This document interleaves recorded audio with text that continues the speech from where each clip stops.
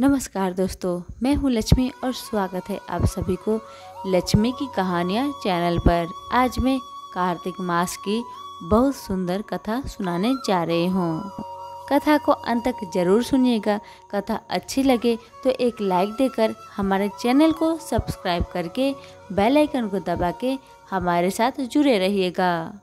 एक गांव में एक ब्राह्मण और ब्राह्मणी रहती थी। वह 7 कोस दूर से गंगा जमुना स्नान करने जाते थे। रोज इतनी दूर से आने से ब्राह्मणी थक जाती थी। एक दिन ब्राह्मणी कहती है कि कोई बेटा होता तो बहुत अच्छा होता। घर वापस आने पर खाना बना हुआ मिलता तो बहुत अच्छा लगता, कपड़े धुले मिलते। ब्राह्मण कहता है कि तूने भली बात चलाई, चल मैं तेरे लिए बहू ला ही देता हूँ। ब्राह्मण फिर बोला कि एक पोटली में थोड़ा सा आटा बांध ले, उसमें थोड़ी सी मोहर अशरफी डाल दे। उसने पोटली बांध ली और ब्राह्मण पोटली लेकर चल दिया।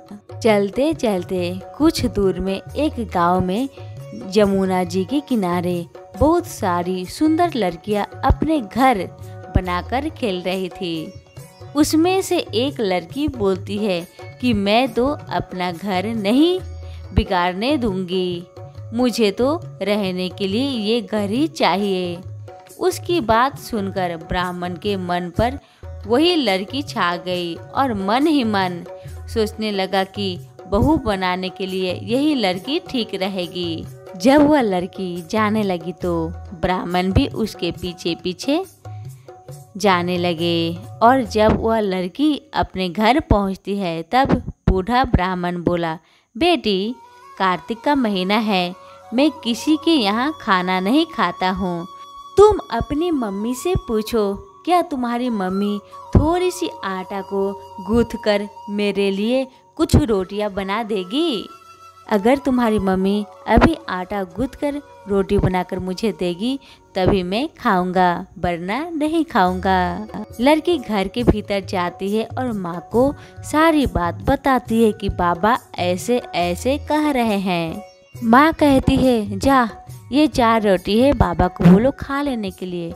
तब बेटी कहती, नहीं मम्मी, बाबा कहते हैं और कह रहे हैं उनके पास जो आटा है उसी को छान कर गूँथ कर रोटी बनाओगी तभी बाबा रोटी खाएंगे।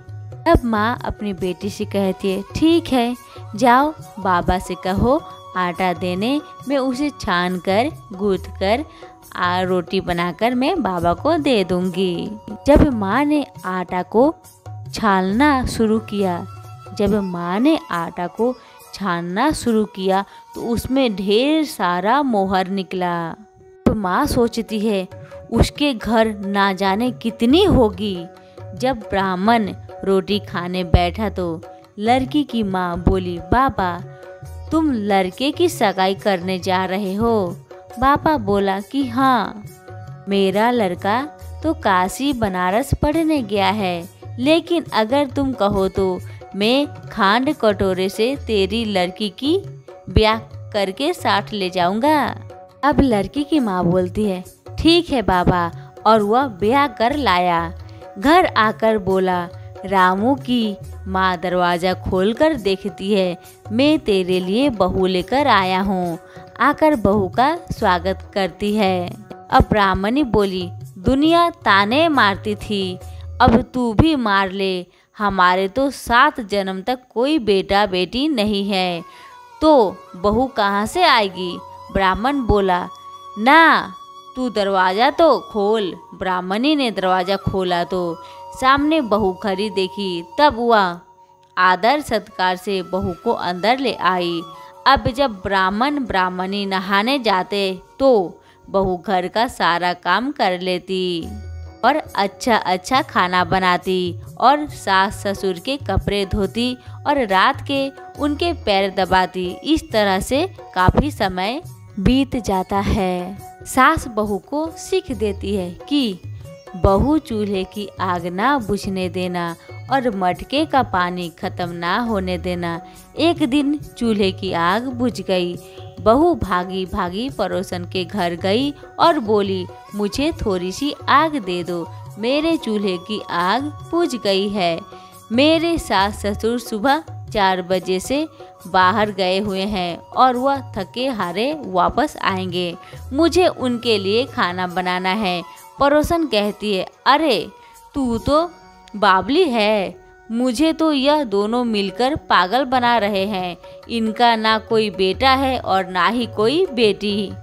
तब बहू कहती है, ना ना आप ऐसा मत बोलो, क्योंकि इनका बेटा काशी बनारस पढ़ने गया है। पड़ोसन फिर बोली, अरे तुझे ये झूठ बोलकर लाए हैं, इनका कोई बेटा नहीं है। अब बहू पड़ोसन की बातों में आ गई और कहने लगी कि अब आप ही बताओ मैं क्या करूं। पड़ोसन कहने लगी, करना क्या है, जब सास ससुर आए तब जली फूकी रोटी बना देना, अलूनी पलूनी दाल बना देना, खीर की करछी दाल में और दाल की करछी खीर में डाल देना। बहू पड़ोसन की सारी सीख लेकर अपने घर आ गई और जैसा पड़ोसन कहती है ठीक बहू वैसा ही करती है। जब सास ससुर थके थके घर आते हैं तब बहू ने सास ससुर का कोई भी आदर सत्कार नहीं किया और ना ही उनको खाना दिया और ना ही उनका कपड़े धोए। फिर कुछ देर बाद सास ससुर को खाना दे देती है तो सास बोलती है, बहू यह जली फूकी रोटी क्या होगी और दाल भी अलूनी है। बहू पलटकर जवाब देती है कि आज यही खाओ। सासू जी, अगर एक दिन ऐसा खाना खा भी लिया तो तुम्हारा क्या बिगड़ जाएगा, मुझे तो जीवन भर ही अनूठी रहना है। बहू की बातें सुनकर सास बोली कि आज तो बहू ने अच्छी सीख नहीं सीखी है। अब बहू फिर से पड़ोसन के घर भागती है और कहती है कि अब आगे बताओ कि मुझे क्या करना है। पड़ोसन कहती है कि अब तुम 7 कोठों की चाबी मांग लेना। अगले दिन बहू ठीक ऐसे ही करती है। जब सासू माँ जाने लगती है तो बहू अड़ गई कि मुझे तो 7 कोठों की चाबी चाहिए। ससुर कहने लगे कि दे दो इसे चाबी, आज नहीं तो कल चाबी इसे ही देनी है। हम आज है कल नहीं, इसलिए चाबी दे दो। सास ससुर के जाने के बाद बहू ने कोठो खोलकर देखे तो किसी में अन्न भरा है, किसी में धन भरा है, किसी में बर्तन भरे हैं, सभी में अटूट भंडार पड़े पड़े हैं। जब बहू ने 7वां कोठा खोला तो उसमें महादेव जी, पार्वती जी, गणेश, लक्ष्मी जी, पीपल, पथवारी, कार्तिक के ठाकुर, राई, दामोदर, तुलसा जी, बिरुआ, गंगा यमुना बह रही है।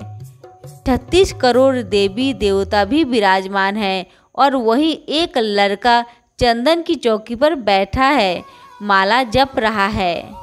ये सब देख के बहू कहती है उस लड़के से, तुम कौन हो? तब वो लड़का कहता है, मैं तेरा पति हूँ। दरवाजा बंद कर दे, जब मेरे माँ बाप आएंगे तब खोलना। सारा नज़ारा देखकर बहू बहुत खुश हुई और नाचती फिरने लगी।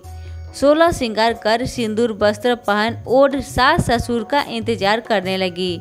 उनके लिए 36 प्रकार के पकवान बनाकर रखी। सास ससुर जब वापस आए तब उसने कहा, बहुत आदर सत्कार किया, उसके कपड़े धोए, उनके पैर दबाए। बहू सास के पैर दबाते कहने लगी कि माँ जी, आप इतनी दूर 12 कोस यात्रा करके गंगा यमुना का स्नान करके जाती हो, थक जाती हो, तो तुम घर में स्नान क्यों नहीं करती हो? बहू की बातें सुनकर सास कहने लगी कि भला गंगा जमुना भी घर में बहा करती है क्या?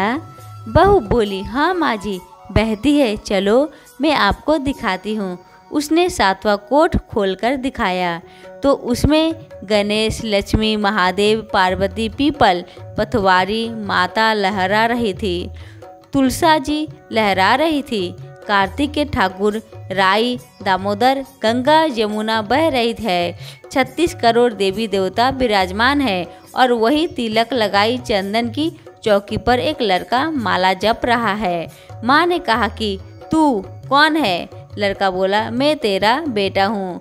बुढ़िया फिर बोली, तू कहाँ से आया है? लड़के ने कहा कि मुझे कार्तिक देवता ने भेजा है।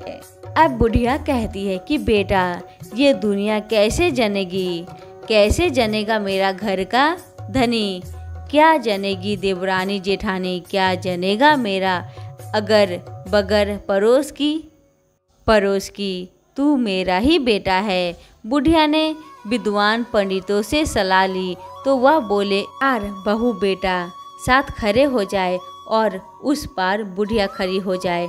बुढ़िया ने चमा की अगिया पहनी हो, छाती में से दूध की धार निकले, बेटे की दाढ़ी मुझ भीगी, पवन पानी से गठजोड़ा बंधे, तो जब जानेगी यह बुढ़िया का ही बेटा है।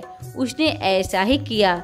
चाम की अगिया फट गई, छाती में से दूध की धार निकली, बेटे की दाढ़ी मुझ भीग गई, पवन पानी से बहू बेटे का गठजोड़ बढ़ गया। ब्राह्मणी के खुशी का पार ना रहा।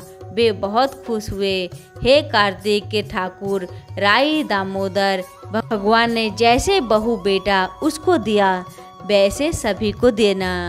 हमारी कार्तिक मास की कथा यहीं पे समाप्त होती है। कथा कैसी लगी कमेंट बॉक्स में लिखकर ज़रूर बताइए। एक लाइक दीजिएगा। चैनल पर पहली बार आए हैं तो चैनल को सब्सक्राइब कर लीजिएगा और हमारे साथ जुड़े रहिएगा। आप सभी का बहुत बहुत धन्यवाद।